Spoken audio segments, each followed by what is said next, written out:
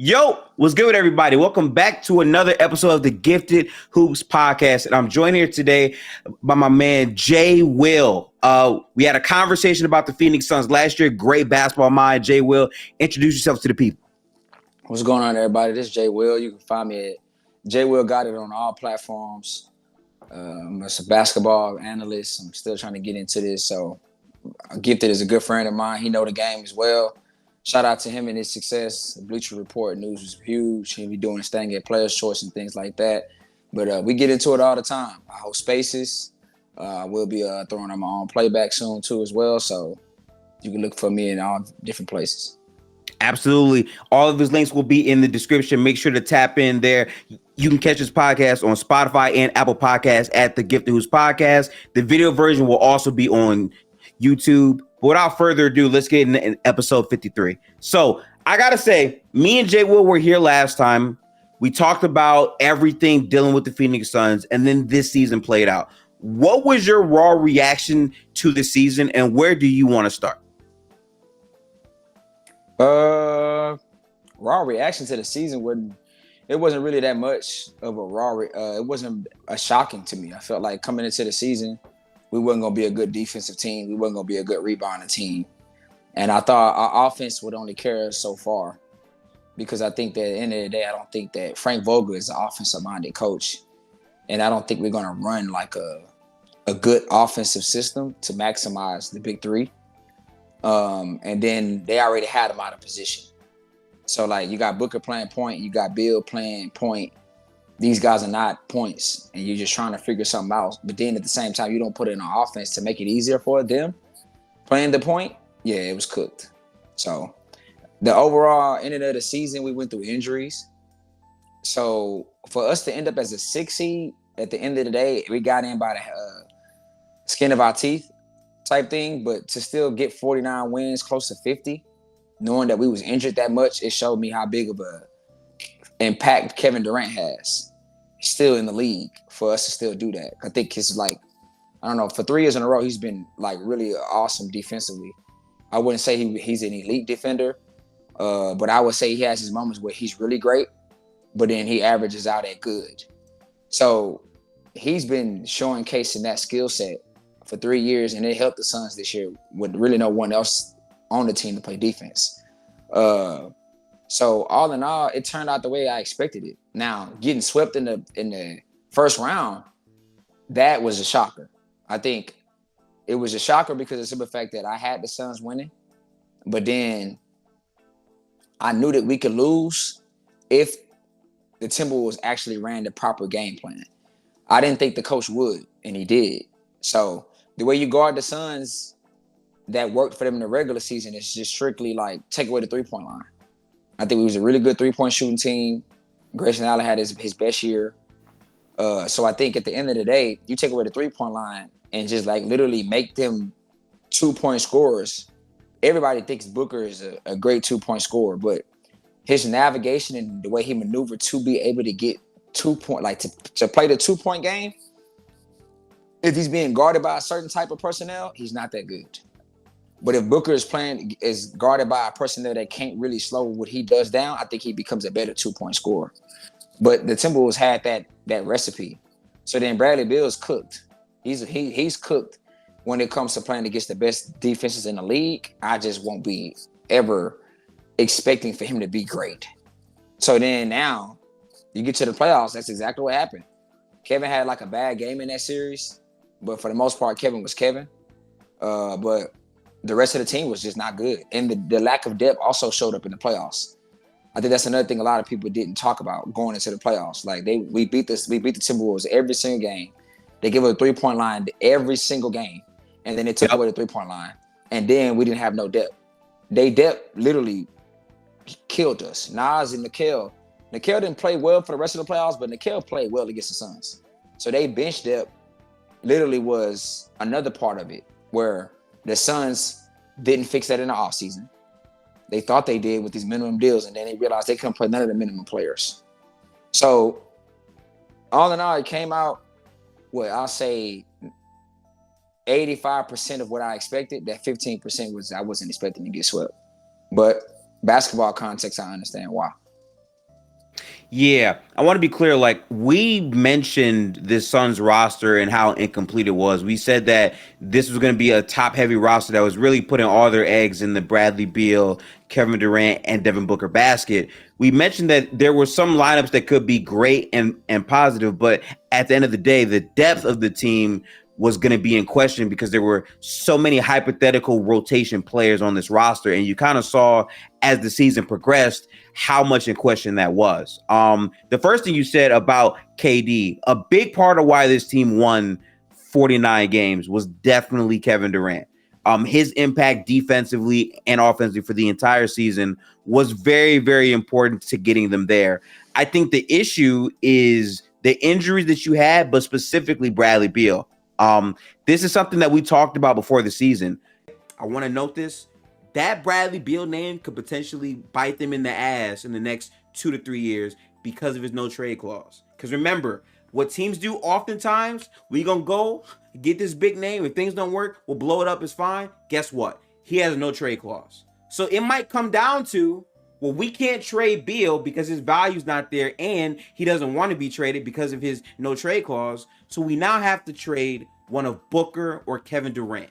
That could be a realistic possibility that we're looking at. Making a trade for Bradley Beal where he's one of the most overpaid contracts in the NBA. Also, he's injury prone was going to be a big question mark for the Suns, which we're banking on having those three being a blitzing force that could just dominate teams. I think him barely playing basketball and their big three together down the stretch in the fourth quarter, having some of the lowest net ratings in the league, was a big part of why the Suns didn't accomplish what people thought that they could. We talked about this in the spaces after the season was over, but like going into the playoffs versus Minnesota, I feel like that was a bad matchup strictly because of the size and the rebounding and the numbers game. Because it's just like how Denver beat the Suns last time, right? They're going to out-rebound you, take more threes, and more importantly, get out to some of your overall shooters. The difference is Minnesota sold out hard. They were not letting anyone beat them. They had Gobert inside of the paint, and they were inviting them to try to fight through everything and get basic rim touches. They had many possessions where they had Gobert and other guys switched out onto KD on the island, and they were just saying, we're not going to overreact. We're going to live with that. And that got them far because it exposed a real flaw of this Suns team, which is they don't have a real point guard. Many people thought Bradley Beal could do it. Some people thought Devin Booker could. But when tasked with very good POA defenders, I think they really showed their flaws. Yeah, I agree. I think also, you go back to the standpoint of the structure of an offense. I think we live in a league today where the structure of an offense, it's not that many teams. I don't think I can go past 8. That structuring offense of fluidity, motion flow, creating opportunity for the player to be able to find spots, open up spots, create spots, create openings for teammates around them. I think that's kind of like the biggest thing that also showed on his head, because you get a point guard, that's cool, right? But think about it today, you get a point guard, if he's not a scoring threat, then how much am I trying to load off? How much am I trying to help off other people? Like, make this little pass first guy score. So like, you still need a structure. You still need a system. You need something where everybody can be able to move, cut, or run pin downs, or run actions where it creates an open look for the best player, second best player, and the third. And then sometimes it'll open up a role player. But we didn't do that this year. So I think regardless, if that issue don't get fixed, we're cooked. Fair thought process, which this does take me into the next point in terms of, do you think that the head coach for this team, Frank Vogel, do you think that he did an adequate job, or do you think he deserved to be fired? I don't think much of the firing. I think the Suns are in a tough situation. I think the owner is just don't give a damn. He's just strictly just making it about, I'm trying to win. And I don't think he cares how. So I think he's just trying to be one of them. He's just trying to buy a win. And right now, they don't know how to win. So whatever they do, it's like who can go get the job done right now? Frank, you didn't do it. Next person. This guy didn't do it. Next person. Like they just spiraling, bro. In my opinion, they spiraling. So I don't think nothing of the fire. I think he was okay. He wasn't that great with rotations. That's about it. That's what all I would say. He was bad at rotations this year. Other than that, he was okay. But what else can he really do when there's no defensive personnel for a guy like him? And you didn't give him an offensive coach that could actually put something together. I mean, what can Frank do? I think that was the biggest issue too. We said this earlier on. Like we said before any ball was played, by the way, that Frank Vogel could be a solid enough coach, but he's more defensive oriented. And he's on a roster that just frankly did not have real defensive pieces that could play more than 10 and 15 minutes in a serious playoff series. He didn't really have that. This roster was more offensively inclined, and they didn't have another guy who could generally tap into those things and produce better lineups. So I don't think Frank Vogel was necessarily an awful coach, but I also don't think that he raised the floor in terms of what the Suns wanted to be. Which begs the question if we think the next head coaching hire in Mike Budenholzer, does he do that? Because I will say this. I think Budenholzer gets a lot of criticism because of the lack of changes in overall game plan adjustments in the playoffs. I think that happens a whole lot. But I will say, in terms of Mike Budenholzer, what he's able to perform at, I think he was able to create a good blueprint and save plays for the Bucks offense and defense for a team for an entire regular season. I think he was a structure type of coach. Now, changes and tweaks to that system, he wasn't the best at, but at establishing a system, I think he was better at. So do you have more hope of Budenholzer to reach those expectations for the Phoenix Suns as a coach? No. I think the team is just still not constructed for no matter, bro, you could try to bring the best coach in the world into this team, bro. It's not constructed right for someone to put their magic on it. I think Bud is gonna come in and make us look more sound on offense. It's gonna look better. It's gonna look good. It's gonna make people feel there's something going on in Phoenix positively. Okay. It's not gonna mean shit at the end of the day. It's not, because the way you win basketball games, we don't make it make sense on the court. Because why? There's not no pieces to make it make sense on the court, which we'll get into when we start talking about the roster. But the answer is no. I mean, I would agree. I think Budenholzer is going to make this roster a better regular season roster. I do feel like with the injury stuff, there's things that this team could do lineup wise that he will make some shifts to. But I still think at the end of the day, in terms of getting over the mountaintop and winning a championship, I think this roster is lacking several severe key pieces to do that. And I don't think that a head coach, even if you have a good system, can game plan for not having a real wing player to guard or having Tyus Jones as your point guard with others. In my opinion, by the way, Tyus Jones was a great pickup for the Suns. But my problem is when you have Devin Booker and you have Bradley Beal, who's going to come off the bench? That's why it's not a good pickup, bro. I'm tired of people telling me it's a good pickup. Word. Bro, there's no such thing as a good pickup if the pickup can't actually make sense for everyone else. Like, bro, somebody tell me, if he's starting, Booker's at the 3. I mean, listen, I have an answer for you. I have an answer, right? Like, I think he can work J. Will, but that's if you bring Bradley Beal off the bench, in my opinion. That's not what we're doing. That's not what we can't think hypothetical. He's making $50 million. Bradley Beal's making $50 million. So 45 to 50 million is not coming off the bench in the politics of the NBA. Once again, you just told me that you're gonna still run 3 guard lineups with Grayson, Tyus, Booker. Mm-hmm. If you go Royce, people want to go Royce at the 3.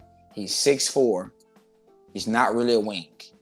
No, he's not. He's a 2 and a 3 body but just don't have the height for the three.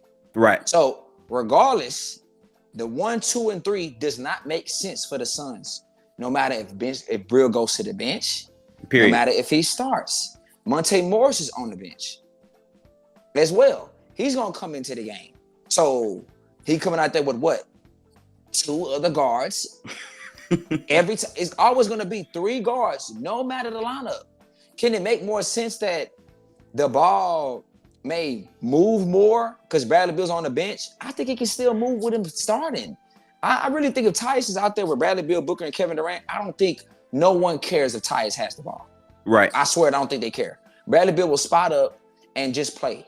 People thought that Bradley Beal don't care. I think Bradley Beal's at this point of his career, whatever it is whatever I gotta do. Right. Like, bro, I can't demand that I want my Washington days where I'm getting 30. That don't matter no more to Bradley Beal. And why should it? What is it going to get you? So Booker wants to play off the ball. Yeah. KD wants to play off the ball. It's going to work. Is it going to work enough to where it looks it's working effectively to achieve winning success against the best of the best teams? No. You don't have a wing, bro. You don't have a wing. You don't have one wing. The only wing we have is the rookie Ryan Dunn that got drafted. And the kid is amazing defensively. He has great tenacity. He has effort. He's relentless. He has high energy. He has high motor. He can play defense. He can guard 1 through 4. He can POA. He can screen navigate. This kid is really good defensively. He has a chance to really be like a top 20 NBA defender. I really think that. Okay. So, but he can't shoot. He can't put a rock into the ocean. So now you can put him out there. Okay, now you making some sense, but then you losing some spacing. But then you have Booker, Beal. You have Booker, Tyus, Ryan Dunn, Kevin Durant, and Nurkic. That's the best lineup that makes the most sense on the whole team. And our lineup that makes the most sense come with a rookie and a non-rim protecting big. See, there's nothing they can do. Would you run the offense through? I'm trying to think about this because they had some moments where they used Nurkic as a hub. The biggest issue I have with him as a hub, though, is his efficiency at the basket isn't great. And sometimes if he sees what he perceives to be a mismatch, he can be prone to being turnover prone. So I'm wondering, if you put Ryan Dunn in the dunker spot a bit more, could you get away with that more, you think? No, because the defense is going to start sagging off Nurkic. Make him shoot. That's what I would do too. Make him shoot the mid-range. Make him shoot the 3. You looking to pass or whatever. But then if that's the case, then our DHO could be better because if they sag off Nurkic, then you could just run DHO, get Kevin Durant, Booker a pull-up.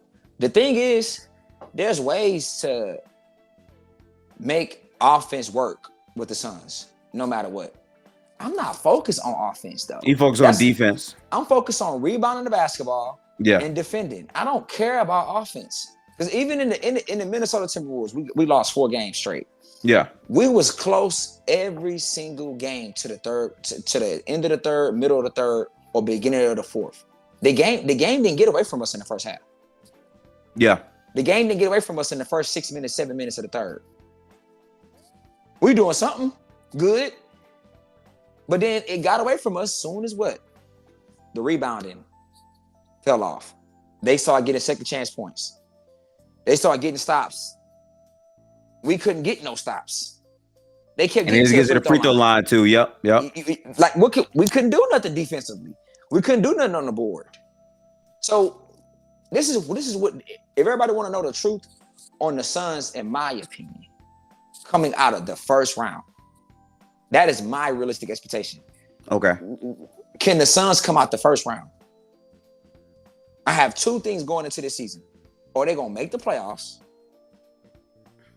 I think there's real fear of missing the playoffs. That sounds crazy with Booker and Durant in the league. I got a surprise for y'all. The West is the truth. It is. If it stays somewhat healthy. My number 1 thing is making the playoffs. And my second thing is coming out the first round. Right. Because we're not going past second. That's the realistic truth about the Phoenix Suns seasons. Period. Okay. So now, with that being said, how do we do both? I know the answer. And if we want to go to the conference finals, this is what we have to do to make the playoffs and come out the first round. And then we would have to do this even at a higher level in the second. Our offense have to be on some top 15 offense ever. Yeah. That's literally what it got to be. It got to be something, bro. We cannot slow these guys down. They have a counter to this. We take away this. They have this counter. We take it away this. We have this counter. They have this counter. They can go there. They can go here. They have 4 or 5 counters to when we try to take this away. Yep. If we run an offense like that or our offense clicks like that, yeah, we can come out of the first round. And if it can go into a top 10 offense ever, we can come out the second. But are we gonna reach that offensively? I don't know. I think it's asking a lot. Yeah. I don't know Bud like that. And I don't know what Bradley Beal I'm gonna get this year. I think Booker and Durant will be fine. I don't know what I'm gonna get from Beal this year. Grayson, he might have another good year. Tyus might have a good year. Nurkic is Nurkic. You don't know. He's somebody you just don't think about, period. Like, he give you a good game. Oh, wow. Yay. If he give you a bad game, what you mad for? You know what I mean? That's how I am with Nurkic. People kill Nurkic like crazy. Like, bro, why are you killing somebody you don't think good?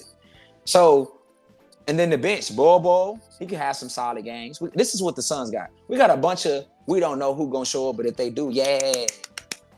That's the type of guys we got. Yeah. You know, we don't have nobody like every night, you know, outside of Booker and Beal, they got somebody to always be this. Tyus, I'll throw Tyus in there. He's gonna be another guy where his table setting will always be effective every night. That's it. I can't give him scoring, I can't give him defense, I can't give him consistent shot making. I can only give him table setting. Another guy, Grayson Allen, his spacing will provide spacing for us every night.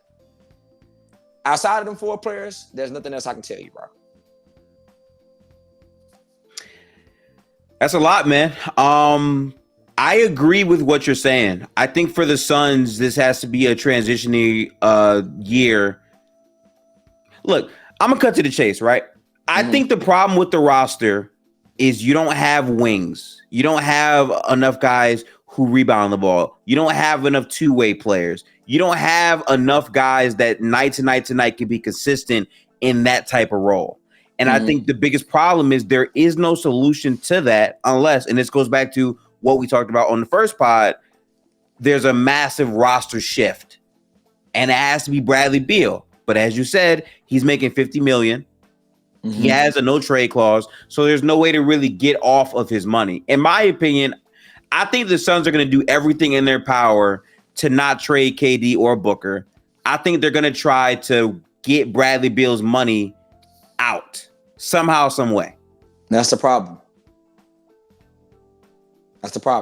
They need to be thinking about trading KD. Oh, so you there now?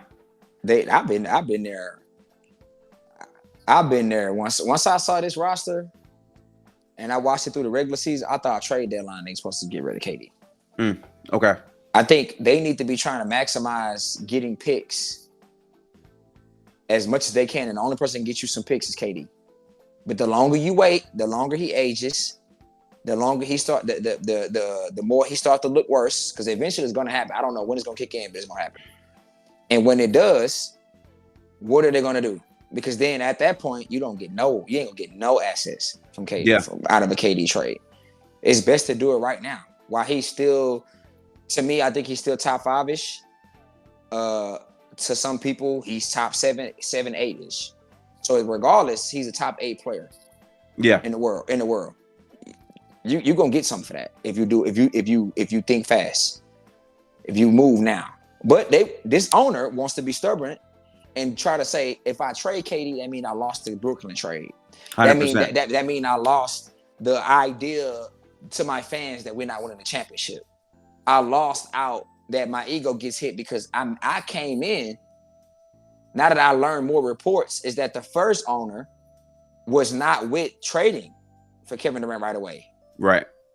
It was this owner that said, "Oh, we're gonna do it." So Interesting, right? I think the Suns, regardless, were never going to win a championship. They would have kept Mikal, Cam, whatever. They would have been more competitive. Well, they wouldn't have probably not got swept. I can say that because their team made sense. It did. They can play defense, they can rebound, they can do whatever, but they still wasn't gonna win no championship. They wasn't gonna go to that. They wasn't gonna. I don't think they was gonna go to the conference finals again, and I don't think they was going to the finals.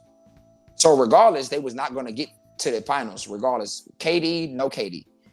But we talked about this last time we talked. Mm-hmm. What is it about? What is it about? Is it about winning the trophy, or is it about going to sleep at night knowing that you put your team, your organization in the position to compete respectively and effectively, regardless of the outcome?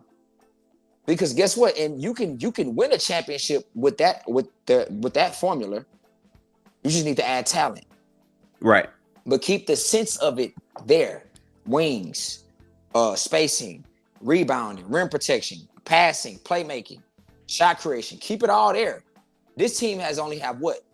Shooting, shot creation. That's all we have. We only have 2 things in basketball. I didn't name rebounding. That's 3. I didn't name defense. That's 4. The most, really, the first or second important one in basketball. Mm-hmm. So I didn't name that. I didn't name playmaking. I didn't name none of those things. I just said shot creation and shooting. Yeah. What? So how do they start that? How do they get back in that place? Have to trade KD, bro. You ain't getting no access for the Beal. And in a situation when you trade Beal, you have to take pennies back because no one's giving you value for that. So then if you trade KD, get real assets, get picks, right? Maybe get a player or 2, right? Yeah. You have something solid with the 2 players you get. You got assets. And then whatever you get from Bradley Beal that may be pennies, it's still, now you can say, all right, cool. Booker, hang in there with us. If you wait, don't get nothing for Durant, take some pennies for Bradley Beal. Then he might ask out as well. Yep. So is this about keeping Booker or is it about making him upset to walk? That's what I'm trying to figure out what they're doing at this point. But they ego too big that they think they could just go try to go do this right here and hope for the best. And then when they realize it was bad, then they can be like, well, we did it. We tried everything. We did everything we had. Well, by the time that statement has validity, it won't. Because now Booker wants out. Get Booker a team that makes sense around him right now or lose him too. This goes back to what we talked about, right? I said this in the first time because as soon as I saw the trade go down, I'm like, wow, that's crazy. But I instantly said they traded Mikal and Cam Johnson. They traded both of their wing presences for KD. So KD is going to a team with Chris Paul, DeAndre Ayton, Booker, but the wing presence is kind of gone. After that season ended, I'm like, all right, it was their first time. KD also got hurt, by the way. So the time for Booker and KD to mesh wasn't really there, right? So after that, I'm saying, okay, well, now, logically, you have Chris Paul's contract to trade. You have Aiden, who you might also trade. You got to try to make something work to build a nucleus around these 2 guys. You need defense. I'm thinking defense. You need defense. And when they trade for Bradley Beal, I'm like, you now have opted into a contract that is untradeable and bleeding value the more he's in the NBA under that contract. So to me, it's like once they made the Bradley Beal trade, I'm like, damn, if Bradley Beal isn't the 30-point per game Bradley Beal who was playing games, then how good are they really going to be? And even if he was, which, is great, you still don't have the basketball fundamentals that we know wins championships, right? We know having depth, having a team that can play roles, rebound, all that stuff matters. And you didn't really have that in the sake of having 3 guys who could be unstoppable forces as a 3. I think that's where they went wrong. But I also don't know, what position were they to get those wings if they didn't make the Bradley Beal trade. I don't know. I think this is where I think being good at your job matters.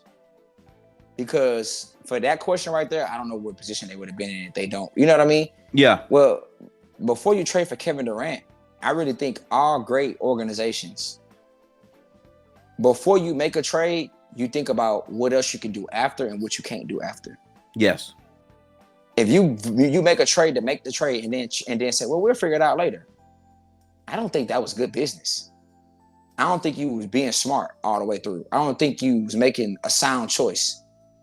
If that's how you went about it, I think that's what the Suns did. Get him here, then figure out the rest. What? No. You need to know this before. You need to know, okay, once I get him, I know I can do this and that. If I can't, leave him alone. That's what the Suns messed up. Yeah. Because that question is, you don't make Bradley Beal trade, then what do you do? Everybody said, bro, if you can get Bradley Beal for Chris Paul, Landry Shamet, bro, that's some pennies. You do that, that's what everybody was saying. How's that worked out now? Bro, they got swept, bro. I don't think people understand that, bro. They got swept, bro. They didn't lose 4-1, bro. They didn't lose 4. They got swept, bro. And you knew I picked Minnesota, and even I didn't think they was gonna get swept. Swept? Yeah, no. Come on, bro. Like that right there is just it's the biggest, like, I don't know, wake up call to an organization if there ever been one before. I traded for this guy to get me to the championship, and I got swept. What are we doing? What do we really think we can do from there? Like, I really want somebody to answer that in the Suns community, Suns beat writers, all this. I'm listening to all these podcasts. Do y'all not understand that the Suns got swept? So how could you be thinking you can go from being swept and the roster did not get better? I'm not even finna say it got a little bit better. I'm not giving that to people. It did not get better, in my opinion. And you think you're gonna go to the finals? Yeah. What are we doing? Hey, bro, it's comedy out here, man. It's comedy out here. It's becoming a place where I really think a lot of people are operating off fantasy, and people are really operating off their perception of what the internet feels. Yeah. That's what I really think. What I've seen people like Mark Jackson get fired from ESPN, right? As a commentator from the games. You know where I first saw that from? The internet. I saw everybody. He's trending. People talking about, get Mark Jackson out of here. He's not good. What is he talking about? Come on, bro. What? I looked up the summer after that season was over with, the man was fired. If the internet didn't say that first, I don't even know if ESPN would think about doing it, bro. I don't know. I think these people really is watching us what we say on the internet every day. Like, what are we doing? I must say, for the Suns' new owner to come in and instantly think about making the big trade, like the big name trade, a lot of people said, "Oh my God, Durant and Booker, like, you gotta make the trade happen no matter what." It was and splash. It's like, but everything under that, which you need those two to be on a team to hold them up, they don't have. So now it's like Booker has to be perfect. Booker has to be Michael Jordan in the playoffs for you to lose in 6 games, right? And that's why we won 2 games. Exactly. Booker was somebody he truly not. Right. Yeah. Kevin didn't play all the way up to his standard either. I'm going to make that very clear. Right? I think Kevin Durant plays a little bit better. Maybe that is a probably longer series. Mm-hmm. They still losing though.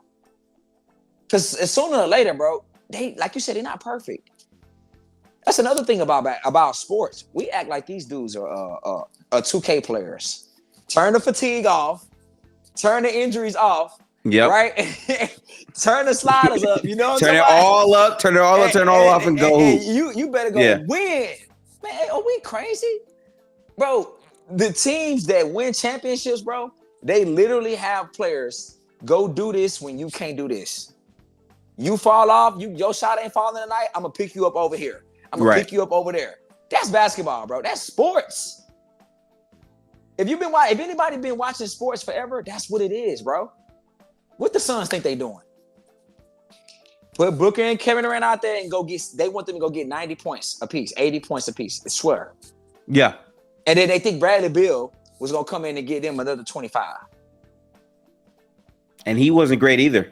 And you know, the biggest thing I don't like about GMs in all sports, all across the board, is paying attention. It's like fashion, right? And fashion, the experts do what? They pay attention to the trends through each season. Yep. What the ladies wearing in the wintertime. You feel me? What they wearing in the spring. Well, should we bring this back that we had in 22 spring, in 24 spring? They pay attention to the trend. They pay attention to the shift, right? I don't think the GMs out here are paying attention to the shift.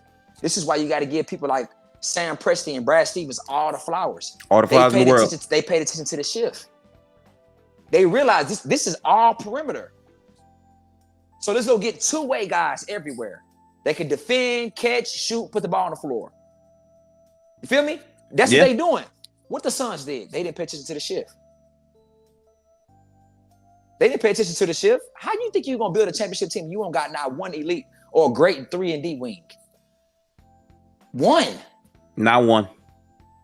And then you go get Royce O'Neal and think, yeah, he going to do that. But I do want to point out, that is why when I saw the Suns this year, and that's why I said last year, this was last year, before any ball was played, I'm like, I'm not high on this roster. I think they need to explore trading KD now, because I know that they'll get through a regular season. They'll look good. But in terms of their roster, they're missing so much. Nurkic, he can rebound the ball, sure, but if he's not rebounding, he's not going to look great. He's an awful defender. They don't have a strong POA. And then the wing, like they have a crazy amount of lack in two-way wings. KD is the only two-way guy really on the roster, which is wild for me to say that Kevin Durant is the only two-way guy that's not named Royce O'Neal, which you all know Royce is, right, on this roster. And for you to not have the picks to build the team up, it kind of feels like you said, oh my God, KD, big piece of candy. Let's go get that big piece of candy. And it's like, damn, I don't got nothing to eat it with though. So my question to you is, what would you do? I'm blowing it up. I'm not gonna lie to you. And like, I think the reason why is you have to understand you do not have control over your picks. You traded them for Kevin Durant. So the longer that you wait on it to see if things could maybe work, to see if some teams maybe get injured and you go on this big run, this and that, right? The more that you wait on that fantasy land things to happen, you're lessening the value that you're getting back. You're going to increase the tensions between you and Devin Booker when you inevitably trade him for less. Because I think that Booker might be tied to the hip like Kyrie was to Kevin Durant, in the sense that if I have to be on a roster at age 27 or 28, I just came from Team USA playing great, playing my role, and I'm back on a roster where they traded Kevin Durant. I don't have another co-star. We got all these picks, but I'm here. Trade me now. I think the longer you wait on that, the less value you get back to convince Booker to stay. So I would blow it up. The longer that you wait, I think you put yourself in a worse situation. I think they already waited a year too long, honestly. Okay, so would you think about, once you get rid of Durant, you have to get rid of Booker? You got to think about it. I don't think there's any way that you can trade Kevin Durant and not think I have to trade Booker as well. I think that's not reality world. I think the only thing that makes me feel like you might not have to trade Booker is Booker might be more in Phoenix in terms of off the court and be willing to not be traded. I think because he went through so many bad times in Phoenix and he's been their franchise player, he might want to go out as their franchise player. But that's it. In terms of basketball wise, why would he stay? I don't really see the reason to. Yeah, for sure. That's where I'm at. So I think, I want to say this. I think the highest I think the Suns can get is the 6th seed again. Okay. But I think the lowest that I think they'll fall is the 8 seed.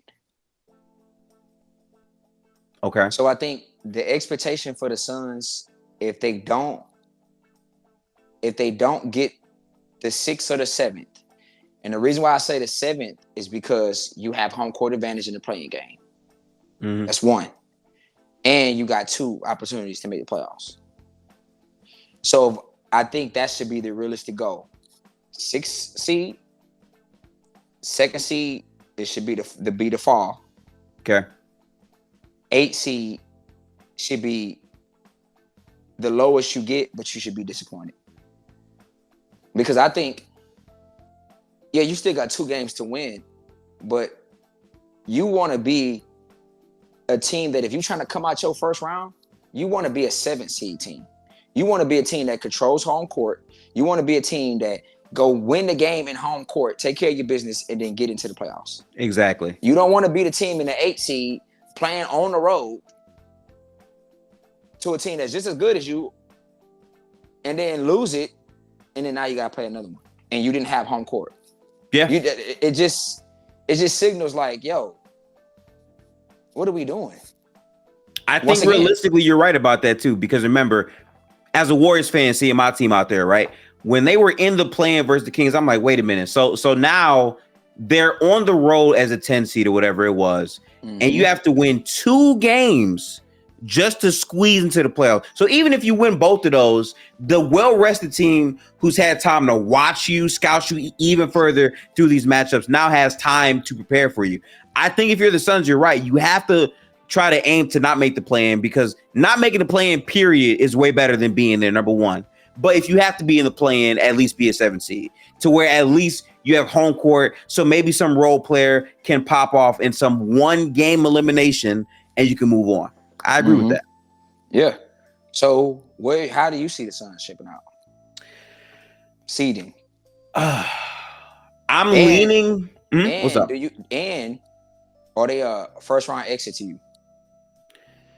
I think the Suns might cap off as a 5 seed this year. And like I say that mainly because last year the injuries with Bradley Beal were so severe and they were still able to win a whole lot of games. I think having another guard play presence for the Suns regular season wise will make their offense overall better. And I'm really wondering if the fourth quarter overall differential is going to be as bad, because that's the biggest thing for me.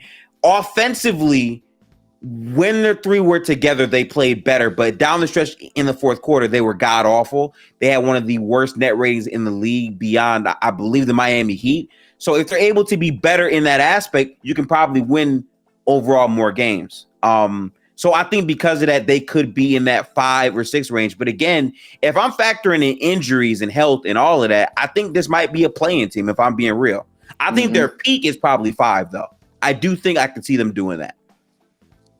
Okay. Maybe so. I can't see it. I can't see 5. I think we have the hardest schedule coming out the gate. I think they say we have the toughest schedule in the league coming out the first 2-3 months. I think that's a good thing. I think that's a good thing, though. You want to know why? Is it a good thing when you have to restart over chemistry? Okay. I think it's a good thing, Jay Will, because we talk all the time about Bradley Beal, right? And all these players who get injured. I would rather have my toughest stretch at the start because I know my players are healthy. You don't want to see a thing where, oh shit, the Suns were good during the regular season, but then in the last 2 months, they got the hardest schedule, which is dropping their seeding, where they almost fail, right? I think for me personally, especially in the Western Conference, you want to have your easier games at the back end.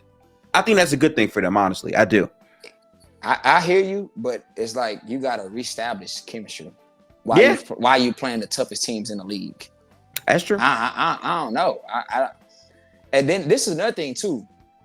I really think as the seasons keep getting going with this play-in format that's been implemented, bro, I really think teams gonna go harder. Yeah, I do too. I think everybody in the East is different. In the West, though, I really think it's 11 teams that think they're really playoff teams. 11. And they open up this can of worms by having a plan. If it would have just been strictly 8, this would be a different situation. You know but even beyond that, though, you even have teams that like legitimately, even if people don't think they are, can have a chance. I guarantee you, if you are a Houston Rockets fan, if you're following that team, you feel like, okay, our best defender didn't play the entire season. We have him back. We were this close to catching the Golden State Warriors. Jalen Green, you feel like you have a chance, right? There's other teams, even the Jazz, which I don't think they're going to be at all a good team. But these are the teams that take wins off of you. The Suns lost to the Spurs twice at the beginning of the season. No, we lost every game. We lost every game. Yeah. But those are the teams that I'm saying where you might not say they're winners or they're going to be a good team that wins, but they can take wins up off you. Yeah. I see what you're saying. I think that'll be, in my opinion, a disappointment for teams that's trying to aim top 5 to lose to teams that of course want to come take one from you. But me specifically, I'm gonna keep it at the 11 teams that I believe can make the playoffs. Right. That's 33 at the minimum. That's 33 games. You got to play everybody in the West 3 times. That's 33 games, right there. That's dog fights. And then on top of that, some of them teams you got to play 4. So now you're looking at what, a 40 game stretch of 11 teams that can all beat up on each other. Who are the 11 teams for you? I'm just curious. Top 6 for me. Top 5 for me. Is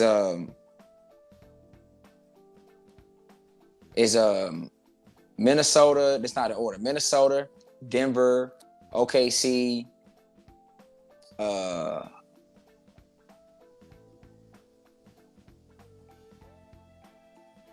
Memphis, 4. Kings. Okay, that's 5. So I think them 5 from top to bottom on their roster. I think dealing with injuries, having the depth, all that, I really see it. Then Mavericks, 6. Lakers, Suns, that's 8. Clippers, Golden State, that's 10. Pelicans is 11. That 11? Right. Oh my God. Nah, bro. I say I don't care who. I don't even care if you Minnesota. I don't care. The top 4 teams in the West is Minnesota, Denver, OKC, and Memphis. To me, okay. I think they got the most powerful infrastructures, offensively and defensively. Right. I think after that, from 5 through 11. It's like I can see the 5 and 16 going. I can see it going Suns, Mavericks. I can see it go Suns, Kings. I can see Mavericks, Kings, 5, 6. Right. It can go either way. It's like a draw, right? Right. But from Minnesota to the top of the West, they can't go into a Clippers game and think they just gonna win. And I know a lot of people not high on the Clippers right now. I'm higher on them than a lot of people, to be honest. I might be rare on that, but I'm like, you lost Paul George, yes, but you got many other wings and defensive pieces. They could, okay, I think at their best, right? If they have a top 10 defense with James Harden and Kawhi, who's not gonna let the offense be that bad, they can be a much better team than people think. The Clippers are going to show people that we went away from star power basketball. Yeah. And we went to let's play as a team basketball. And people are going to be like, well, damn, they look actually better. That's what everybody going to think. Everybody going to be sitting there like, bro, what? Because they're trying to they're making it make sense again. That's what they're doing. We have to get back to making it make sense again. So you can't go into a Clippers game and think you're going to win. No. You can't go into it. And then everybody low on the Pelicans. I get it. Some of it ain't making sense, right? I think the only thing for me where it don't make sense is lineup rotations and how do you maximize spacing. That's where I'm at. Because if you have Ingram and you have DeJounte and Herb all on the court at the same time, it's like, okay, where the spacing? That's what it go. Ingram 3-point volume got to go up. I mean, it's that, but also where's the big? Because they seem to want to run Zion at the 5. I'm gonna be real with you. I don't like that. I don't think they care, bro. The reason this is why I'm saying when you have someone like a Zion that's going to be able to like always wreak havoc to get into the paint. Yeah, they really believe that offense is not perfect in this league, bro. I don't stand by this. Right. Dudes that we think is amazing at offense, that shit don't always mean they're going to go out there and shoot at a high clip. That's true. That's true. So in this league right now, how much you say this is your favorite thing? You said, how do you generate great shot quality? That's your favorite thing, right? 100%. How many teams in the league is generating great shot quality? So even if I don't really have a big, let's say Tyus can start at center, right? Okay. Cool. If shot quality ain't that great, we getting it off the rebound. I think DeJounte's a good rebounding guard. I think Herb's a good rebounding guard. I think Zion is a good rebound. We gone. We pushing it. The problem is when they gotta play half court basketball and half court set basketball on the offensive side, how that shit gonna look? But see, that's my issue though, because if Ingram don't up his volume in 3-point shooting, how is it gonna look? I think Herb is gonna be solid in the corner. I think he's gonna be solid in the corner. I'm not worried about Herb in the corner, J. Will. My problem is for a team like the Pelicans that don't have the size, where you're saying hypothetically we want to run Zion at the 5. My problem is I feel like their best defensive lineups, if you go look by the numbers, their best defensive lineups didn't have Zion in them, number 1. And number 2, it consisted of Trey Murphy and Herb Jones together as the wings who could be physical length overall defenders, right? But that's what they're gonna do though. They're gonna do, I believe they're gonna do DeJounte, Herb, Trey, Zion, Daniel Tyus. Okay, so you think they're both gonna start then? Yeah, I think they're gonna both start. I don't see this CJ McCollum starting. I think CJ on the bench, right? Wait, no. I think CJ may start, but I think this is what Willie Green showed me last year. Yeah. When he saw lineups that work, he stuck with them. That's true. CJ was sitting in the playing game against the Lakers. People forgot. He sure was. Cam and Beal were on the bench. On the bench. I really think we're gonna see Herb, DeJounte, Trey, Zion, and Daniel Tyus. That's the lineup I like. More than any lineup. And they're gonna run. Okay. They're gonna be able to get space a little bit, and they're gonna hoop. So when you go, Pelicans gotta play OKC. Yeah. You can't walk out. You can't go into the game like, oh, we finna win for sure. No, I hear you on that. Yeah. That's all I'm saying. The 11 teams, you just can't for sure act like you can just go win.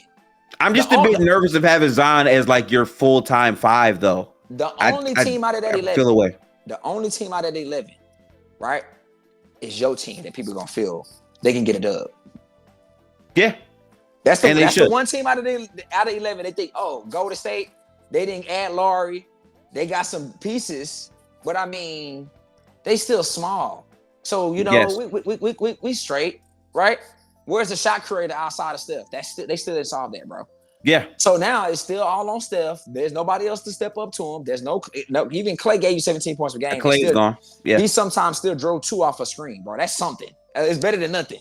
We banking on Pods and Kuminga taking those leaps to really be a good team. And Buddy Hield, Sally. You might as well. Sally might as well think you better hope Bradley Beal come in and spark, because maybe he could draw 2. You see what I'm saying? You looking for somebody to draw 2, bro. So that's the only team out of 11. People may feel like, cool. Okay. Rockets, cool. I was going to ask you that. Why are the Rockets not on your list? I just want to know why. Who am I supposed to put them over? Your team? I can see that. I'm not surprised by it. I think it's 12 teams. You say 11, I'll say 12. And the reason why I put more respect on the Rockets, J. Will, remember how close they were to catching the Warriors after Şengün went down, right? The biggest question mark, and I talked about this on the Will and Brad podcast, right?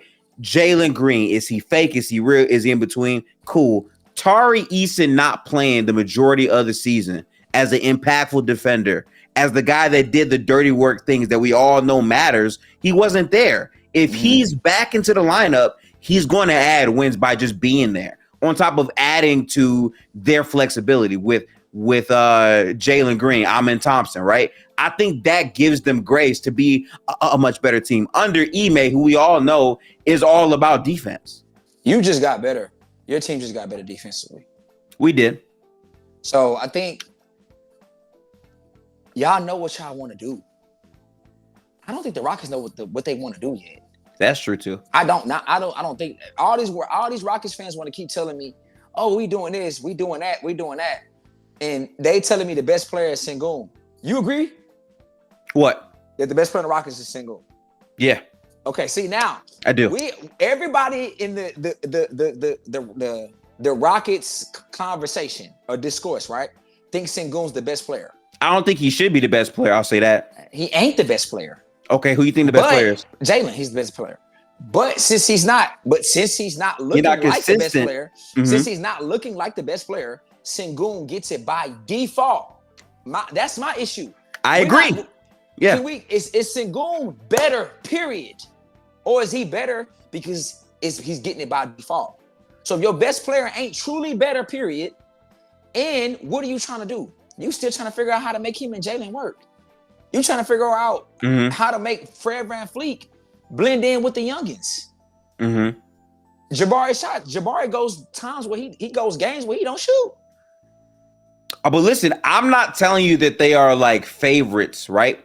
No, all I'm telling you is you're talking about 11 teams that believe they can make the playoffs. I think all 11 of them teams know what the hell they want to do. I can agree. A basketball game. I don't think the Rockets know what they want to do. I think they're still trying to figure something out. And then defensively, I feel like they could be really good because they got a bunch of guys on the outside. But is it going to move a team to not be able to get off what they're trying to do? Right. They got Sengun in the middle. And I'm telling you right now, if you look by the numbers again, I hear everything you're saying, but I truly feel like Tari Eason adds so much value. When their defense was a top 7 defense without Tari Eason, I'm just thinking, okay, sure, they might look rough offensively in, spots, right? The reason why I say Sengun is the best player, I think if Jalen Green is at his best, it can be Jalen Green. I don't think that's crazy to say. The problem is you cannot be shit and unproductive for so long during the season, have a hot stretch for 2 or 3 months, and me think you're the best player. I can't say that. I have no problem with it. My whole point of bringing it up is if Sengun's the best player and you do not know what you're doing for real, or how you're trying to approach the game every single day, and he's your best player and he's not that good on defense, why would I think about you in the 11? The only team I'm gonna take out, the only team I can take out is your team. But then once again, I think I got better defensively. I'm not ruling out Steph like the rest of the world is. That Steph won't be somewhere top 7-ish, top 6-ish in the league. I think he will, but based off impact. I don't think it's gonna matter though. I think he will. That's bullshit. Because he wasn't top 5, top 6 impact player last year. He gave you bottom 10 or outside of the 10 impact. When have you ever seen the Warriors not be effective enough to be in front of the Rockets? If Steph is Steph. But I think the biggest problem with that is the roster as a whole in terms of understanding what we wanted to do. I feel like with Chris Paul and the sacrifice and Draymond missing a ton of games. Come on now. Really? I'm gonna just say this, really, and I don't know where to put the Warriors, so don't put a gun in my head. But the biggest reason why the Warriors would be better is Draymond playing more games. Okay. And Chris Paul not being there makes it so much simpler where it's Draymond, Steph, go. That's what it is, right? I think that makes more sense. So I hear you there. That's the only team I can even conversate with the Rockets definitively being better than next season. And I can't do it because Draymond feels healthy. You got Steph. And, bro, I'm not scoffing at Kyle Anderson, DeAnthony Melton, and Buddy Hield pickups within what the Warriors do. I'm not moved by them like that, by names. But the way the Warriors play, you can plug in a Melton, bro. He can go play POA. I like Melton. Pars can start. He can come back him up. You still got some POA. Catch and shooting. Okay, you can go Kyle. He can play make. We can do the Andre Iguodala thing, basically. Listen. I hear all that, Jay Will, and I promise you, when I get in this series to my team, I'm going to fully break down all of that. My problem with Golden State, and I'm gonna say this on the pod too, is the fact that a lot of their success is relying upon Kerr employing the correct lineups this season compared to last season, and Pods becoming a scorer, not trying to settle, but scoring the basketball. He has to do that. I see you can't put that expectation on him in that second year. You can't. That's why. No. I agree. That's what you need him to do. But no, you don't. You have the system is the person you need to be talking about is Steph Curry. Mm-hmm. Curry has to be 6'7" player impact in the NBA because it would help the bums play. It would help the bums around him figure out how to add some scoring. It would figure it out, bro. I'm not thinking about a pause like that. I think Milton and Buddy will give you 10 plus points per night, bro. Okay. They can give you 10 points plus per night, bro. In the way y'all play basketball. That's the key part. In the way we play basketball. That's the key part. I hear that. Curry draws 2. Melton, you getting open threes more than you ever did with Embiid. I hear that. Buddy, you getting more open threes than you ever did in your life. The way we play basketball, I can get 10 plus from you too. And we can play defense. Now Wiggins, it makes it easier. It makes it easier for Wiggins, Kuminga, and Pods to find a way. Because I feel like last year, they had too much pressure and too much expectation to rise. That's not what you need from Kuminga. You cannot put Pods and Kuminga in that situation right now. Let them find their way to add. Okay. Don't give them pressure. The pressure needs to be on Steph, Draymond, Wiggins third, Buddy fourth. That's who the 4 pressure needs to be on. Nah, but see that right there. That's the problem with the But that is the problem with the roster. Last year, wait, let me not be nasty. Put Kuminga 4. Okay, yeah, and Buddy 5. Yes. Last thing on the Warriors before we get back to your team, though, right?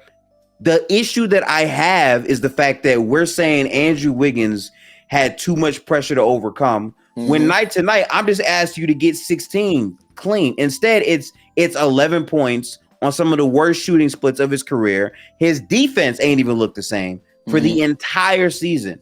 And he was healthy playing basketball, right? The issue that I have is the fact that Kerr can have in his head, I will trust Corey Joseph over Jonathan Kuminga to play basketball games. I will trust Corey Joseph over a Moses Moody to play basketball games when the margins are this thin, when Draymond's not even on the floor. So the fact that I feel like I can't trust my coach to do these things, I'm asking for Steph to play at a top 5 level bare minimum just to win a game, let alone be a playoff team, makes me have cause to pause with the team.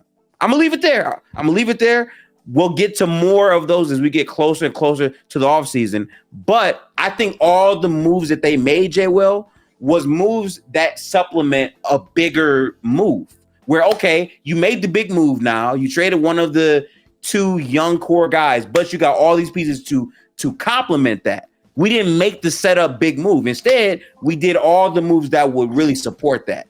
That's why I find it hard to trust this team. My last thing on it is the reason why I hear the Wiggins point, it don't hit me home, is because Jordan Poole uplifted that pressure off Wiggins. The best Wiggins we saw is when he had Poole on the team.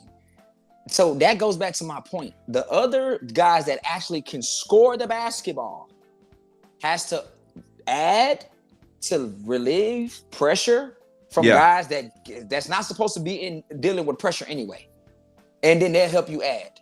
That's all I'm saying. That's how y'all play. That's how y'all always play. So with the Rockets, I can put them at 12, and I can say this. They are a close 12 to the 11th team. They close. I'm not going to disrespect them and say they far from the 11th team. They super close. Okay. They just not on equally right there, or I can put them over the 11th team. Right. So everybody in the West has a dogfight back to the Suns, where you telling me, I know Kevin Durant might end up getting injured. He may miss 10, 15 games. I know Booker made 15 to 20. Bradley Beal, 15 to 20. Nurkic, he played more than he ever played in his career. Man, 15 to 20 can come right back for him. Yeah, true. So now, that's true. I got all these players that I don't even know if they're going to be on the court as much. It's not making sense out there. We don't play defense. Can't rebound that well. What? What are we finna do in this gauntlet of the West? Bud has way more pressure than any coach in the Western Conference, in my opinion, because he is being put into a situation. It is ride or die this season. Yeah. You have to make the Suns a top 6 seed at the minimum for Coach Bud. Is he under more pressure than JJ Redick?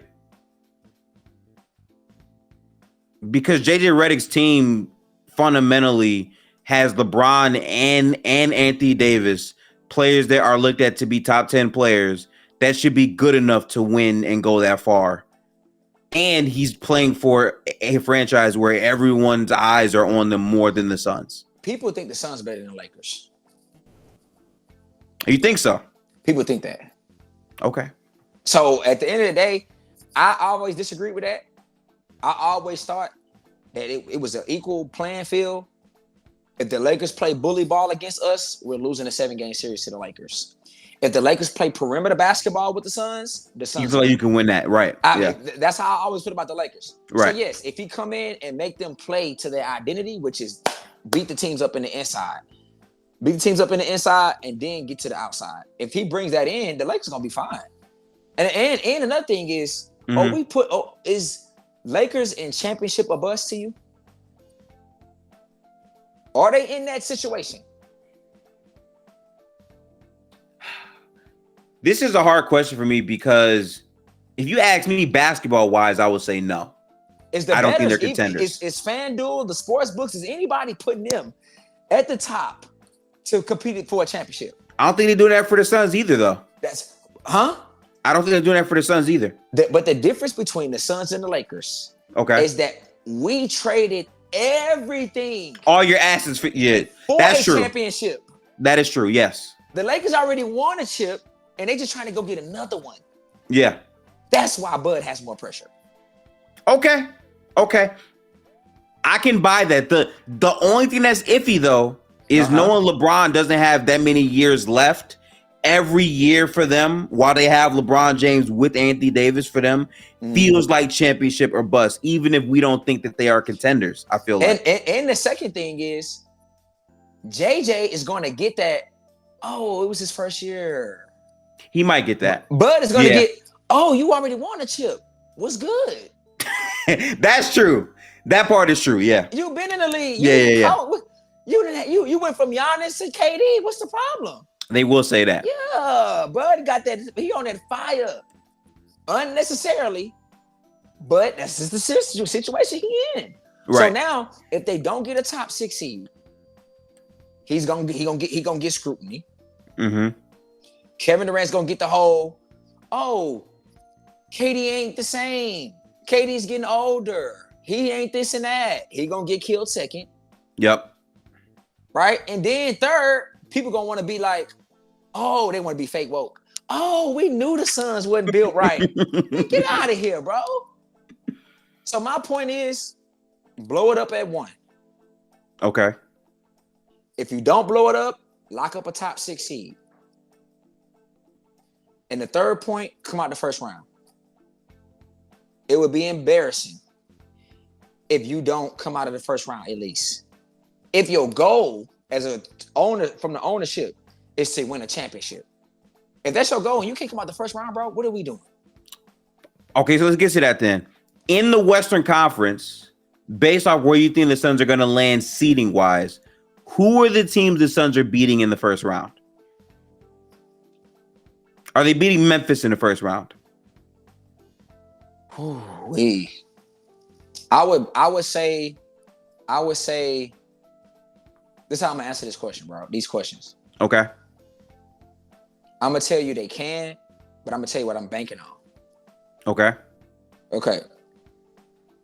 Memphis, they can. I'm banking on Memphis to win. Okay. What's the next team? Okay. Denver.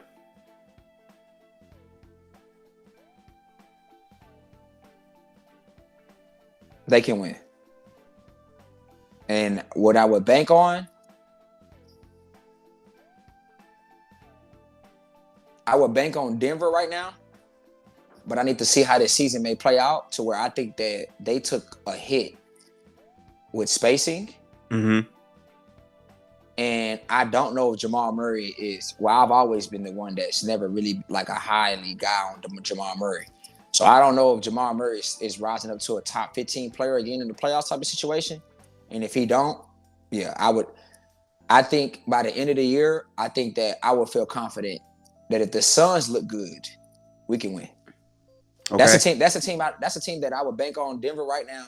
But then by the time of the playoffs, if both teams looking how I think they'll look, which is Denver don't look good offensively, even though I think they're going to look really good defensively, but I think they're not going to look good enough offensively to make that defense that they're looking better at matter. They're going to go home because they can't score enough, no matter what Jokic do. Okay. And if the Suns looking like a good well-oiled machine offensively, then I'm picking the Suns. But right now, I can't. Okay, so what was your logic for Memphis again? Why we would lose? So you're saying okay. So you think Memphis would beat the Suns? No, when I say bank on, this is what I mean. Like I'm believing I'm believing they're going to win. My belief this is going to happen. Okay. The Suns can beat Memphis. I'm banking on Memphis winning though. Right. They're going to win to me. They just have the defense to guard us. And when we go on offense, they have the defense to guard us. And then when it comes to us trying to score the ball, it's going to be kind of hard to do because they have the defense to guard us. And then them on offense, they can get to the rim whenever they want. Yeah. They can beat us up inside. That's just what they're going to do. So we can't. Anybody that has the inside presence and get to the rim presence and can defend, we can't beat them. So you also feel like they would lose if they got matched up again with Minnesota? I think we can win. I'm going to say this again. I think we can win. I'm banking on Minnesota to win. Okay. So what are some teams that you think there's just no chance to win at all, no matter what you do? I don't think there's no team in the West that there's no matter what we do, we can't win. I don't think that. I think we could beat any team in the West if this offense looks like a well-oiled machine. That's the key word. Right. If this offense looks like a well-oiled machine and Bud can see this team trying to take this away and have another counter or two, we can beat anybody in the West. Okay. What I'm banking on, though, is that I don't think that offense is going to get through a series enough. Okay. To win at the end of the day. Okay. But they could do it if they stay that potent throughout the series. But that's not gonna happen to me. So I don't think I'm banking on Memphis to win. I'm banking on Minnesota to win. I'm banking on OKC to win. I'm banking on the Lakers to win. And I'm banking on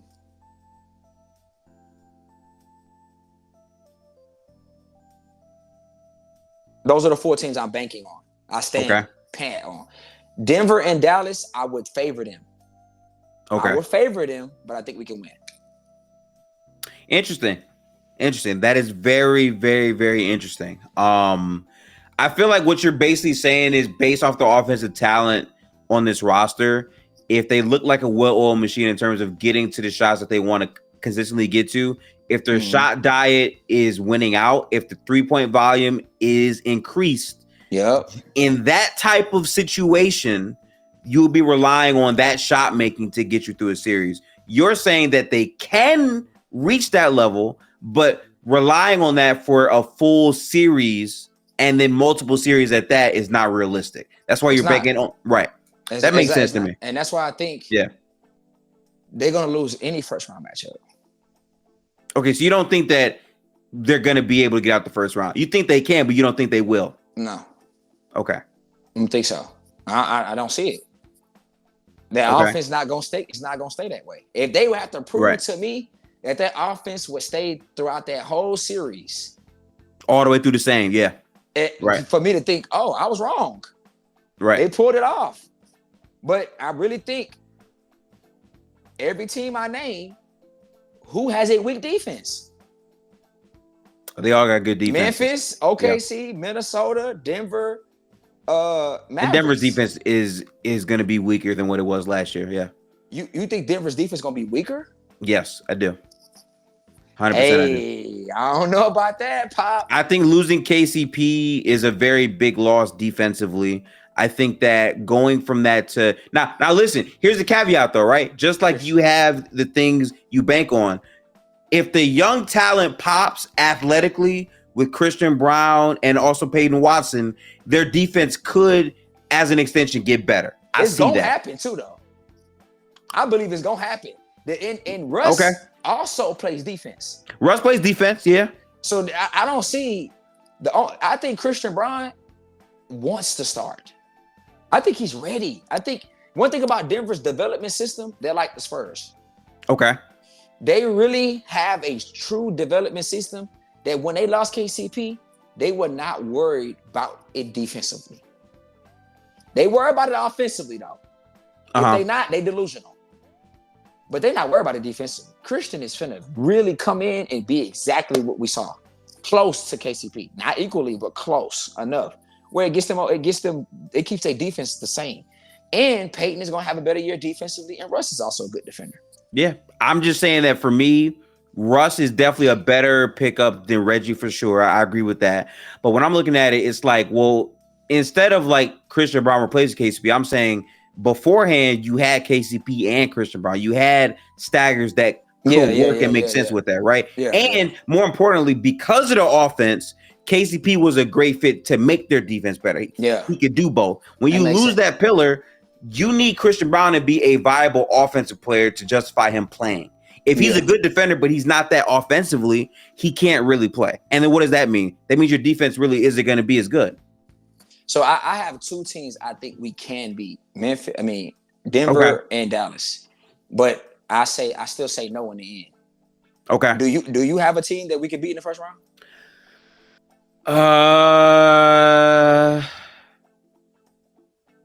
Based on where you're going to be seated, if it's at 7 or 6, you're going to be playing teams better than you in terms of the other teams. I think the only teams would be Denver and Dallas based off of their defense and your more so offensive punch. I still don't know. That's interesting. Can y'all beat the Pelicans? They would never be top 3 ever. And they wouldn't be top 3 ever though. So you're right about that. And the only team that would be that could possibly mess around and get a top 3 seed is the Kings. That's probably the only team that could possibly we look up, the Kings grabbed the 3rd seed because they went through the West went through some injuries and they stayed more healthy. DeMar DeRozan added and they clicking, whatever. Right. Mike Brown's a good coach, yada yada yada. They end up 3rd. Now we got the Kings. Maybe we can get the Kings. We can get the Kings, but is that gonna happen? No. We getting OKC, Minnesota, or Memphis. I'm not gonna lie to you. Listen, I'm gonna be so real. I'm gonna be so real with you, Jay Will. If you gotta play any one of them teams, I don't have the Suns beating that team. Really, that's what I'm saying. We could. Yeah. They don't, but they want to try, bro. Let's see. So then, I guess my next question for you would be: okay, if they go through this season, no big name trades are done by the deadline. Can't happen. Right? They go in the playoffs and they lose. Are the Suns then trading Kevin Durant this offseason? Because last offseason, I thought about it and I'm like, it's probably not going to happen this year. It might be next year. Do you believe KD is gone after this offseason? This owner to me is very, very stubborn. Yeah. This owner to me is like, I do not care. I have to figure out a way to win a championship because now I'm an owner and I promised that to the city. Right. You know what I'm saying? He's like one of them guys that's just bullheaded. I say no. I think they just try to figure out what do they do to put more around them. Now, but they can't do anything unless it's not about that. I keep telling people about this. It's not about what we think logically because we smart or we want to keep it real. It's about these GMs and these owners don't think this way. They don't think, you know what, man, it's nothing we really can do for real. They don't do that. They be on some, let's go get Tyus. Bro, I'm telling you, bro, when Tyus got signed, people were like, oh, the Suns got Tyus. Wow. Suns fans and It everybody. is what they were saying. Yeah. I'm asking people, don't ask me no questions. I'm gonna ruin your party. Right. Because that don't do nothing, bro. So it's like, but the Suns organization said, go get Tyus. Go get Mason Plumlee. You see what I'm saying? And they thought, you know what? Go get Monte too. Right. Because you know what? You know what they did that? They heard, let's go back to my point. They heard the internet. I'm telling you, everybody keeps saying they need a point guard. KG was on the podcast talking about man, if they got Tyus Jones or if they got a point guard, bro, the Suns would be. Look up, they got Tyus. They listening out here, bro. They was acting like Come on now. Yeah. So okay, you know what? Let me go get this. Boom, they got it.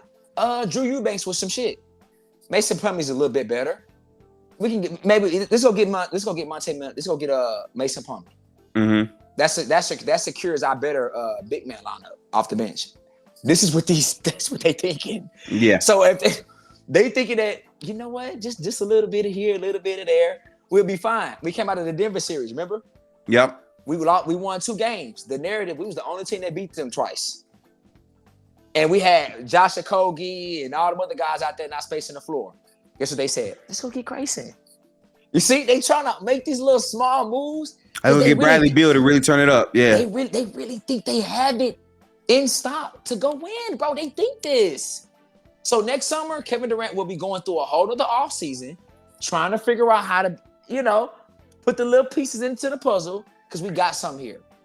This is how his owner's going to work to me. The only way KD gets traded is if he asks for a trade. Silently, though. I don't think Kevin will come out and do it publicly anymore.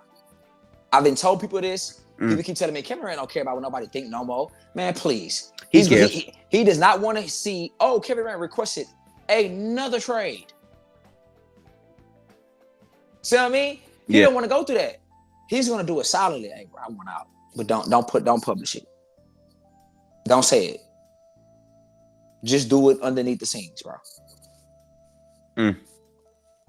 Just like the Kawhi Leonard trade. Next thing we look up, oh my gosh, DeMar DeRozan's in the trade. What the hell? That's how KD wants it. That's the only 2 ways I see it. The owner saying no. Kevin asked for it silently. That's it. So if you saying that, Jay Will, I think this transitions cleanly to like the last overall question, right? Mm-hmm. What team makes the most sense in a hypothetical KD trade to you? If it does happen this offseason, what team looks at them and says, we want Kevin Durant, we'll trade you this, and it makes sense to you? What you mean makes sense? Like the team he's going to where what actually makes sense for him to win? Yeah.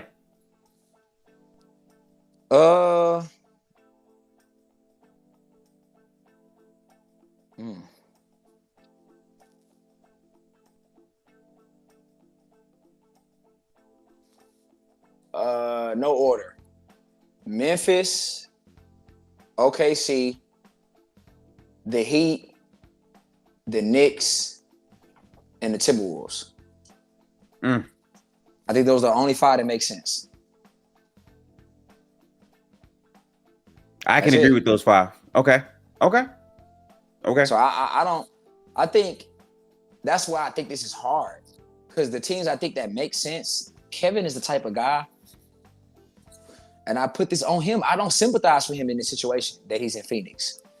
Kevin's the type of guy where he's not thinking about what makes sense. Kevin's thinking about who I want to go hoop with. Yeah. That's Kevin's problem. He got traumatized by blowing the 3-1 lead, which he was a part of. Yes, I put some of that on the coach, Billy Donovan. I put it on the GM. He didn't put no spacing. Yada, yada, yada. Cool. I put a lot on it. I put way more than on Durant for the 3-1 series. More than Russ. You a top 10, top 15, borderline top 10, top 15 player ever. You can't go get one more game, go 35 plus, go 40, go ham. Just go ham. One more game. Just say go. I'm going to go out there and go get 40. What's up? Go be a dog. So I'm asking for a screen. They doubling everything. They triple teaming everything. The Golden State, they figured you out. You had to take Iguodala 1-on-1 every single time. Take Harrison Barnes. Go to work. You did it against the Milwaukee Bucks years later. We just went 1-on-1 and scored 50, 40, 85 on that. They just needed one game from Kevin Durant. Give us that one KD game. You failed. But he traumatized. Oh, I ain't had no spacing. You know what I'm saying? Russ wasn't hooping with me. So now I want to go get a hooper. Let me go get Kyrie. All right. They would have won a championship if James Harden didn't get hurt. I don't care nobody tell me. They was going to win. Okay. But that didn't happen. All right. Boom. Next year, they run it back. COVID. Politics with Kyrie. Oh, man. The two teams on the docket was the Heat and the Suns. I think that the Heat didn't have what it take to make the trade happen. So Kevin shifted all his energy to Phoenix. So now, let me go play with this hooper. Phoenix wasn't it, bro. I liked it because of the simple fact that as long as Kevin is playing next to another top 15 player, it's two things a top 10 player need in the league. If you're gonna do like supplementary pieces, you better have another top 15 player next to you. Supplementary pieces. Or you need to have well-constructed, built-out, elite role players with a sub-star. Like the Spurs. I don't think Tony Parker is some superstar. I mean, that's why Miami made so much more sense to me than the Suns did. You feel me? I don't think the Nuggets don't have no top 20 player, bro. Everybody cut this Jamal Murray stuff out. He don't have it. He's not even top 25. Let's stop. Yeah. But he's a top 30, top 35 player. He's an okay star in the league. Elite role players, though. Now you can try to do something. That's not Kevin. Kevin wants a hooper, a star next to him. So I said, okay, Booker and KD, that makes sense. Now let's see what they do with that. That's what I was looking forward to. They wet the bed with filling the rest out around him. Yeah. So now it don't matter that he went there. And did Kevin see down the line? This is why I blame him. Was you on the phone figuring out what that team would look like when you go? What was the future plans? What was the blueprints? What was the rollouts? Did you do that, Kevin? Did you do your homework? Or did you say, I'm going with Booker? I know he did the second one. So I don't sympathize with him in this situation. So with these 5 teams I named, how realistically can they pull it off? Randall for Kevin Durant, I don't see Suns thinking that's going to do something for them. The Heat, they on a situation with Jimmy Butler where they got to think about if they re-signing him or not. Yeah. And then what are they giving the Suns that the Suns going to want to bite? Hero? No. Let's go to who else the team? Memphis. I think you can throw together Smart, Santi, Brandon Clark. You can throw in Luke, Kennard. You can throw in about 3-4 picks, maybe. Maybe. But then what that team look like? Santi at the 4, Nurkic at the 5, Smart at the 3. Like what that team look like? I mean, they got the assets. Same thing for OKC. How they gonna make that trade? OKC fans keep telling me Kevin going there. How? You gotta match the money. You gonna get rid of J-Dub? You gonna get rid of your future? You gonna do what Phoenix did? You gonna do what Phoenix did in 23? Or you gonna try to get KD? Yeah. Or you gonna do that or what? So I don't know about them. Minnesota's the only one I see. A swap for him and Cat. Okay. That's the only one that makes sense. Yeah. So I'm in a situation where the 5 teams I named, can it happen? Or is Kevin gonna go to some other team where he think he's just gonna go with a hooper? I don't know, bro. He's in a tough situation. Yeah, I don't know. I've heard some people yell out random teams, but I'm like, I don't see KD going to like a bottom feeder team. Facts. I don't see that. Like, I feel like wherever he goes has to be a winning team now that's relevant or has a star player that's undeniable and they're like on the cusp of being relevant. Like, I don't see KD going to the Spurs. I don't see something like that happening. It's got to be like a relevant playoff type team right now. Mm-hmm. So, You know what I'm saying? Hey, but Jay Will, I just want to say thank you for the pod. A lot of insight on the NBA, which is great, but we both came to the same conclusion, really, that we did from last year's podcast, where it's like this team roster just isn't it. And to upgrade and really improve it takes so much, and it doesn't seem like the owner or the GM is willing to do the right basketball thing instead of going after the name thing. I'm with you on that. You know what I'm saying? So yeah, make sure to go tap in with Jay Will. His links and all that will be in the description below. I'm definitely going to be clipping out big segments of this podcast for y'all to see. Jay Will's a great creator. He's on his way up as well. So make sure to go tap in and support my mans. Jay Will, any closing words? Like I said, shout out to my boy Gifted, man. He out here doing big things. So it's always good when we get together and we talk basketball. So we got more coming for you guys anyway. So I'm excited about that. And for the most part, I'm a KD fan. So I'm a ride and die with the guy regardless. People right now listening to this, people that's gonna listen to it on the YouTube, like, look here. I sound like a guy that's supposed to be the opposite.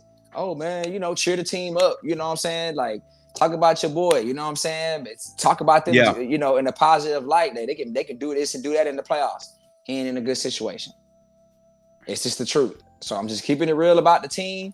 And if they prove me wrong, I'm the type of guy, I'm gonna take it. I'm gonna be like, yo, on that podcast I had with Gifted, or the things I'm gonna be saying in the upcoming future about the Suns, if I end up being wrong, I'm gonna come out and tell you I was wrong about all of it. Yeah, that's right now, it don't make basketball sense, everybody. I'm sorry. So follow me at J Will Got It on all platforms, and you can get more of what I'm talking about and more. Hey, absolutely. Link and all that will be in the description. If you made it this far, like up the video. The next podcast will be coming out shortly. Have a good one, people.